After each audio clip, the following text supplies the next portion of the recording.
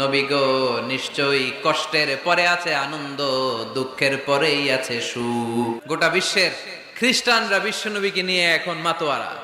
Michael H heart খ্রিস্টান, একটা বই লিখে গোটা বিশ্ব কাঁপিয়েছেন, দি 100 ranking of the most influential people and person in the world.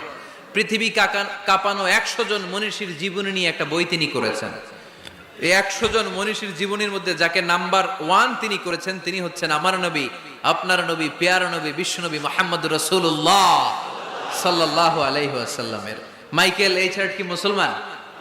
সে একজন খ্রিস্টান। তার মানে ওয়ারাফা'না লাকা যিকরাক, বিশ্বনবীর সম্মান শুধু আমাদের মুখ দিয়ে প্রচারিত হয় না, ইহুদি খ্রিস্টান বৌদ্ধদের মাধ্যমেও বিশ্বনবীর সম্মানকে বাড়িয়ে দিচ্ছে কে? I have studied him, the wonderful man, in my opinion far from being antichrist, and he must be called the savior of humanity.